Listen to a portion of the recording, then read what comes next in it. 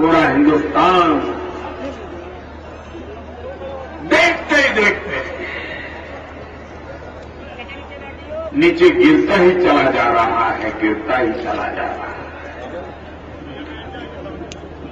जब एनडीए की सरकार थी,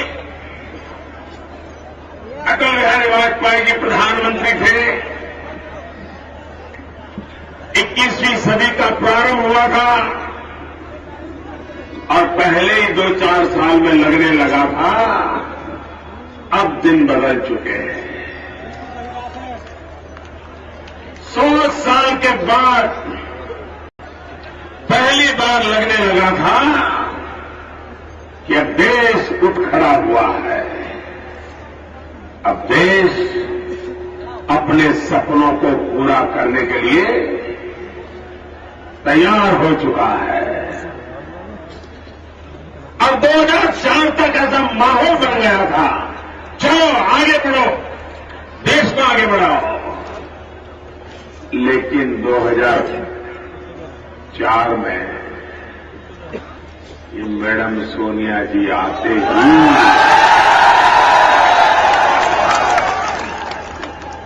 सबका सब चौपट हो गया।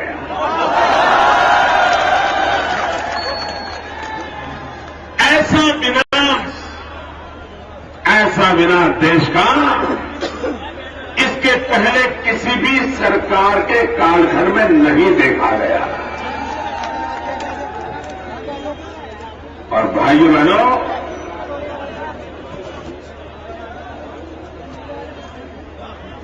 आज देश की दशा ऐसी है, 10 साल हो गए, 10 साल देश के प्रधानमंत्री को कांग्रेस के लोग भी अपना नेता मानने को तैयार नहीं। आप ये हमारे मीडिया वालों को समय हो तो इतना काम करते हैं, एक 100 लोगों को पूछे, वो 100 लोगों का इंटरव्यू करें, उनको पूछे कि वे बताइए कांग्रेस का नेता कौन है। 100 में से एक भी व्यक्ति मनमोहन सिंह जी का नाम नहीं बोलेगा। अगर देश के प्रधानमंत्री की कोई इज्जत ही नहीं होगी, अगर कांग्रेस में कोई उनको पूछेगा नहीं, तो सरकार में कौन पूछेगा?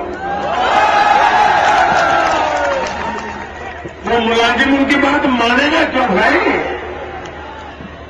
अरे चपरासी भी उनकी बात सुनेगा नहीं, ड्राइवर भी उनकी बात सुनेगा नहीं।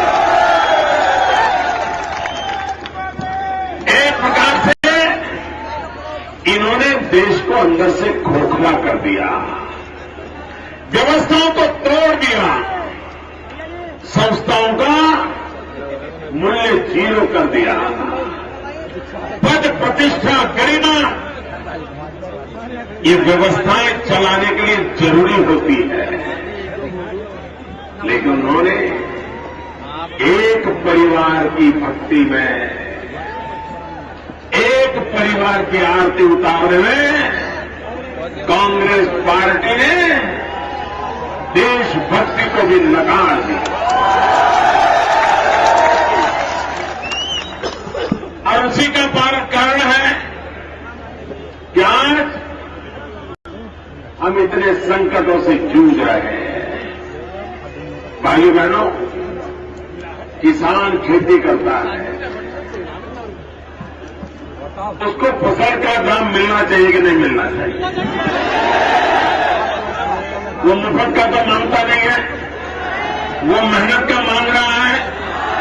मिलना चाहिए कि नहीं मिलना चाहिए? पूरा मिलना चाहिए नहीं मिलना चाहिए? समय पर मिलना चाहिए नहीं मिलना चाहिए? मुझे बताइए, गन्ने के किसान मुझे बताइए, आपको मिल रहा है क्या? कितने समय से बाकी है?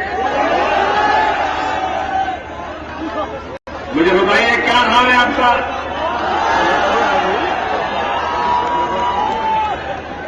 अगर गन्ने के किसान को मेहनत करके पेट भरने के लिए गन्ना तैयार करने के बाद भी अगर उसका पैसा उसको साल साल तक नहीं मिलता तो बेचारा जिएगा कैसे? बच्चों को पढ़ाएगा कैसा? जवान बेटी घर में होगी, शादी करना तय किया होगा। इस साल इतने गन्ने हो जाएंगे, इस गन्ने में से इतनी आय हो जाएगी, बेटी जवान हो गई है, शादी करवा लूंगा। लेकिन अगर गन्ने के पैसे नहीं आए तो बेटी का हाल क्या होगा मेरे भाइयों बहनों? सवाल रुपयों पैसों का नहीं है, सवाल किसान की जिंदगी तबाह हो रही है, उसके सारे सपने तबाह हो रहे हैं। और इसलिए भाइयों बहनों, और कभी कभी तो क्या चालाकी करते हैं, चीनी के कारखाने देर से चालू करते हैं। गन्ने का किसान को मरना है तो मरे, इन पैसों वालों का खेल चलता रहे। भाइयों बहनों, आपके उत्तर प्रदेश में जितने चीनी के कारखाने हैं, मेरे गुजरात में उतने नहीं, 19 है। लेकिन कोई भी धनी उसका मालिक नहीं है।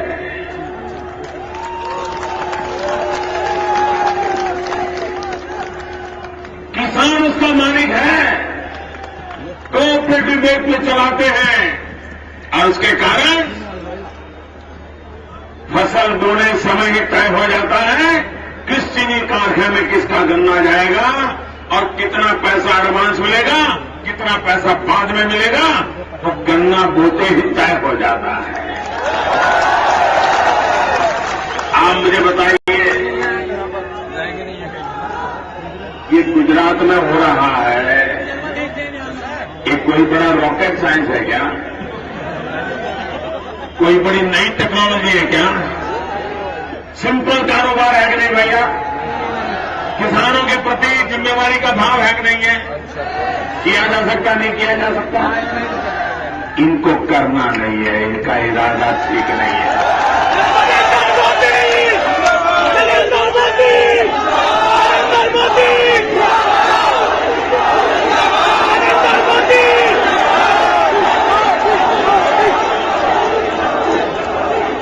भाइयों बहनों, मुझे बताइए,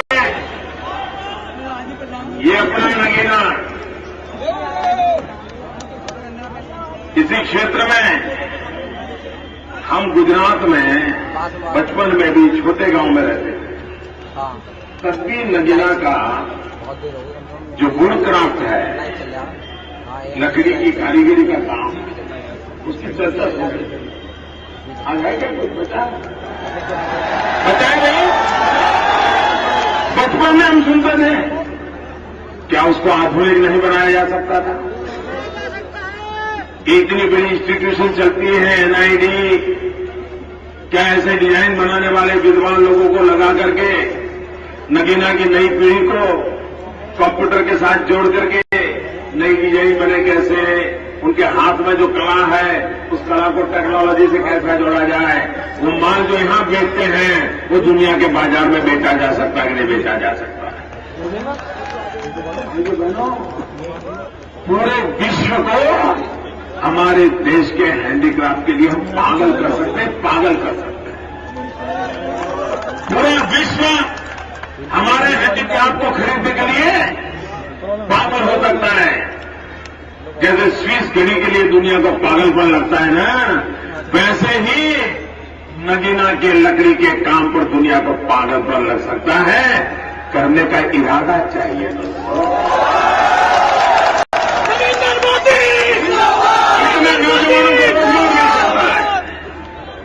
लेकिन भाइयों बहनों, इनको वोट बैंक की राजनीति करनी है, इसके सिवा इनको कुछ करना नहीं है।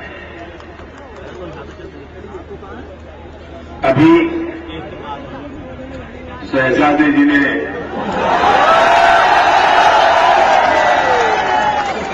एक जगह पे भाषण में कहा कि मेरे दिमाग में मेरा विषय नहीं है डॉक्टरों का।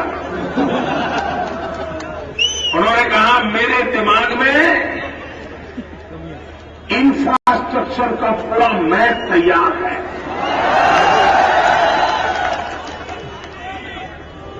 अरे शहजादे जी, आपको मैप बनाने में 60 साल लग गए, मैप बनाने में धरती पर उतारने में 600 साल लग जाएंगे।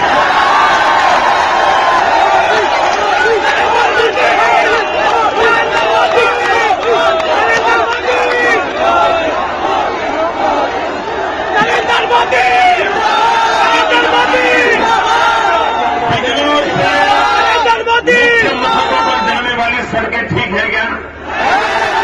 रेल कनेक्टिविटी ठीक है क्या? बिजली मिलती है क्या? पानी मिलता है क्या? अरे घरों में शौचालय है क्या? ये क्या बता रहे हैं, मैं समझ नहीं पा रहा भैया।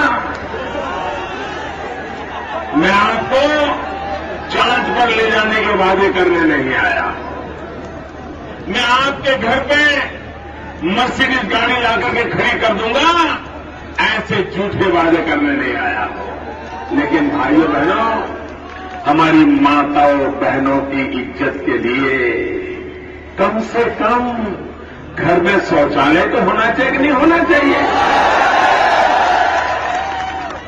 आज भी हमारी माताओं बहनों को शौचालय के खुले में जाना पड़ता है, अंधेरा होने तक इंतजार करना पड़ता है। भाइयों बहनों, ये हमारे लिए शर्म की बात है। और मैडम सोनिया जी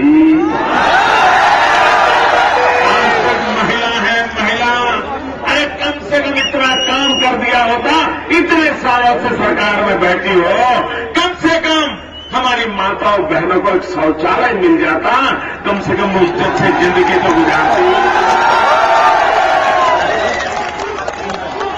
और इसलिए भाई बहनों, मैं कोई आसमान के तारे तोड़ने वाली बातें कभी नहीं की है। मुझे आपके जीवन में सुधार लाना,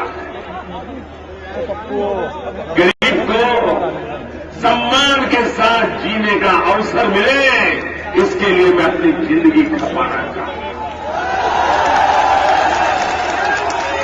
गरीबी में कैसे कैसे अपमान झेलने पड़ते हैं ना, उसका मैं भुक्तभोगी हूं। मुझे याद है जब मैं रेल के डिब्बे में चाय बेचता था और कभी चाय ठंडी होती थी या अगर कम मीठी ज्यादा मीठी होती थी तो चाय खरीदने वाला मुझे बचपन में कैसे अपमानित करता था, मुझे कैसे डांटता था, कभी कभी तो चाय का ग्लास पटक देता था।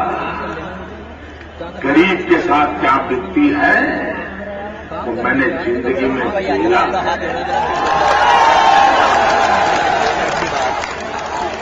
और इसलिए भाई बहनों, मैं आसमान के तारे तोड़ने वाली बातें करने के लिए नहीं, मैं सामान्य मानवी की जिंदगी में बदलाव लाने के लिए एक सेवक के रूप में आपका आशीर्वाद चाहता हूं।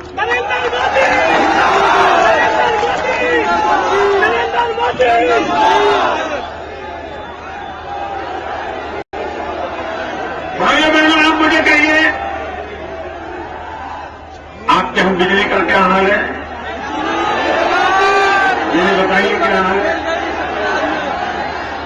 अरे ट्रांसफार्मर जल जाता है तो 2-2 साल तक ट्रांसफार्मर नहीं बदलते, 2-2 साल तक।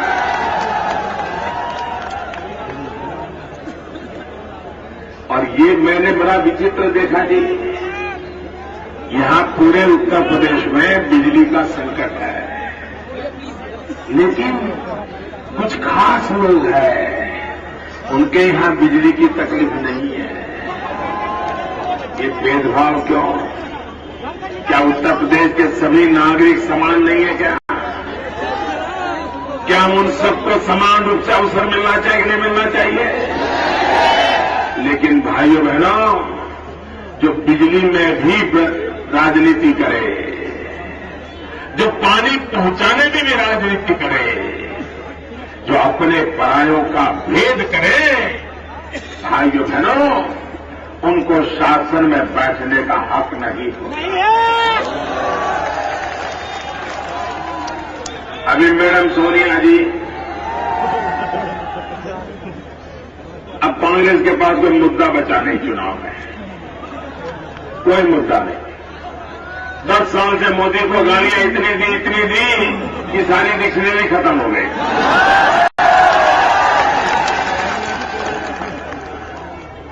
अब उनके लिए परेशानी है। भाइयों बहनों, हमारे विरोधियों के लिए इन दिनों बड़ी तकलीफ है, क्योंकि मोदी 24 घंटे एक ही बात सोचता रहता है कि गरीब का भला कैसे हो, उसका हल क्या हो, नौजवान को रोजगार कैसे मिले, बेरोजगारी का हल क्या हो,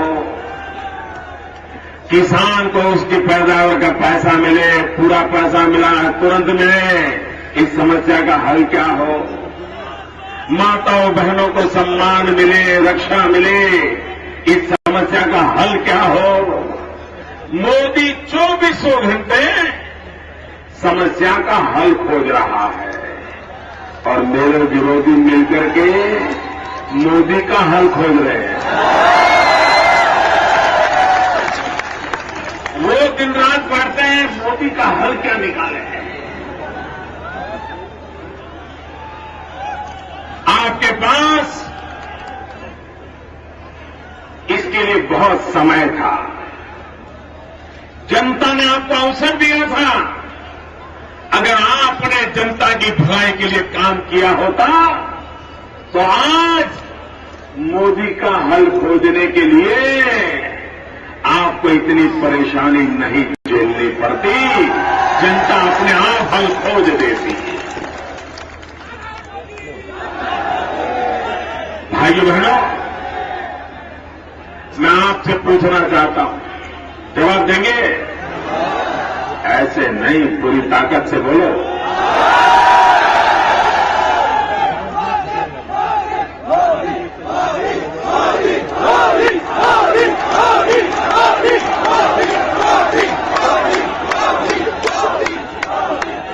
भाइयों बहनों,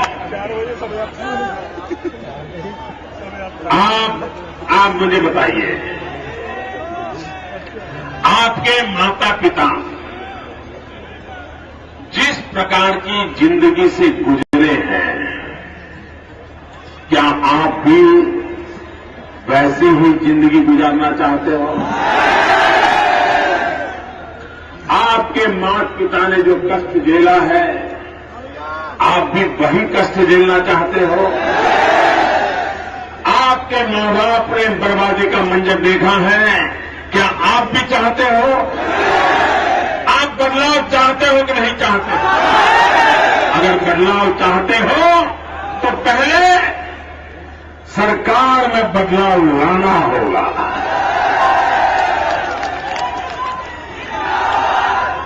कांग्रेस मुक्त भारत बनाना होगा। और ये उत्तर प्रदेश में एक कांग्रेस के जो 2 सिपाही सालार हैं, जो लखनऊ में तो कुश्ती करते हैं, दिल्ली में जाके दोस्ती करते हैं। ये वो टीवी पर आता है WWF,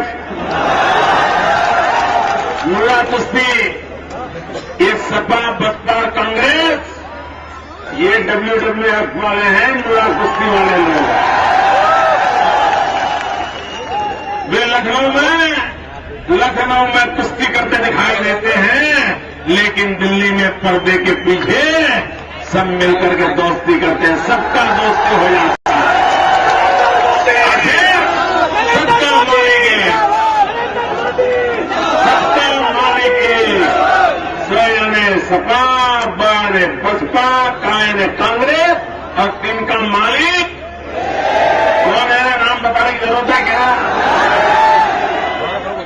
भाइयों बहनों, ये नूरा कुश्ती करने वाले लोग, ये WWF वाले लोग आपको गुमराह कर रहे हैं। और इसलिए भाइयों बहनों, मैं आज इन्हें भी हटाना इस बिजनौर जिले से ऐसे कर रहा मोदी तुम्हारी तरफ पूरे उत्तर प्रदेश की जनता को प्रार्थना करना चाहता हूं।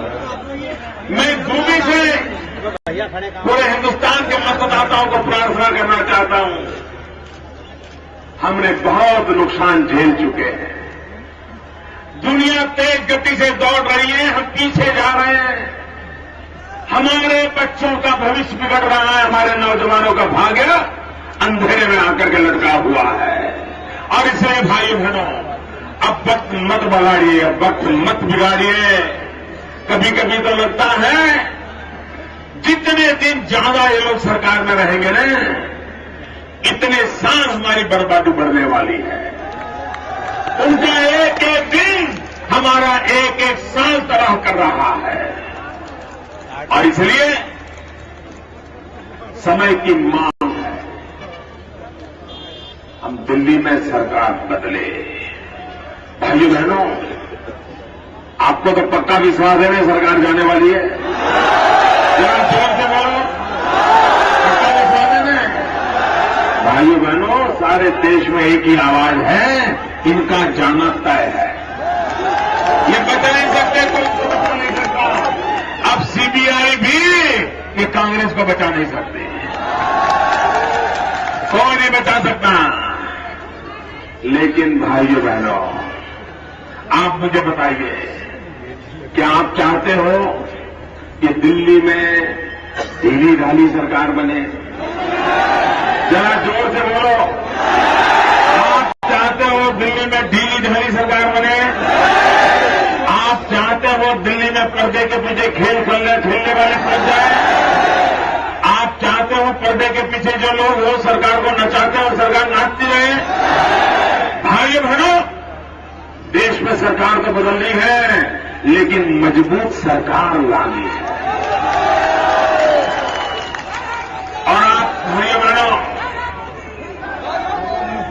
आपने शासक बहुत चुने हैं, 60 साल तक शासक चुने हैं। एक बार सेवक को चुन करके तो देखो। आपने 60 साल दिए हैं, मेरे देशवासियों, मुझे 60 महीने तो दो। लेकिन मुझे कुर्सी पर बैठने के लिए आपके आशीर्वाद नहीं चाहिए। मुझे पद प्रतिष्ठा गौरव भुगतने के लिए आशीर्वाद नहीं चाहिए। मुझे मुकुट पहनने के लिए ये सर पैदा नहीं हुआ है। मुझे तो बिंदास होकर के, निश्चित होकर के 60 महीने तक दिन रात आपकी सेवा में खपा सकूं, ऐसी सरकार चाहिए। मैं इरादा साफ बता देता हूं, मैं एक पल मेरे लिए खर्च नहीं करूंगा। मैं आपको वादा करता हूं भाइयों, मैं जितने दिन आपके आशीर्वाद से जहां बैठूंगा, मैं सिर्फ आपकी सेवा के लिए समय खपाऊंगा। लेकिन इसके लिए मजबूत सरकार होना जरूरी है। ढीली ढाली सरकार नहीं चलती है। अरे बच्चे भी स्कूल में अगर मास्टर जी ढीले होते हैं ना, तो बच्चे कहते हैं मैं स्कूल नहीं जाऊंगा, मेरे मास्टर जी में मजा नहीं आता। ऐसा होता नहीं होता है? अरे छोटे छोटे बच्चे को भी मास्टर जी जरा दमखम वाले चाहिए, तो देश को सरकार कैसी चाहिए?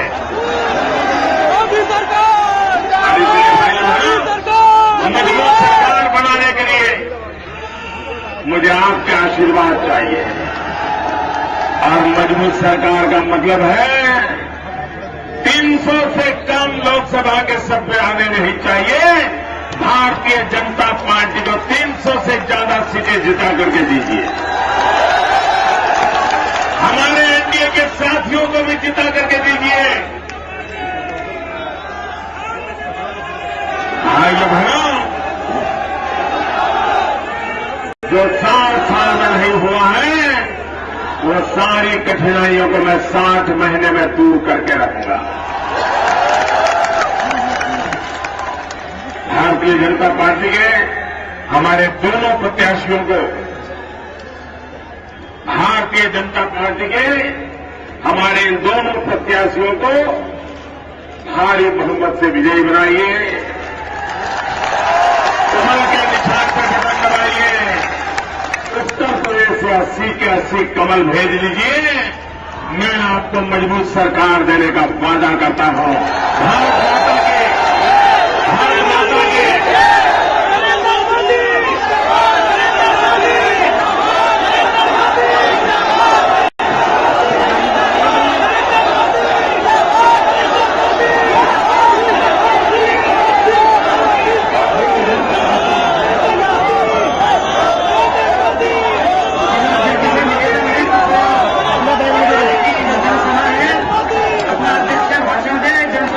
समापन की घोषणा करें आदरणीय जिलाध्यक्ष मंत्री जी।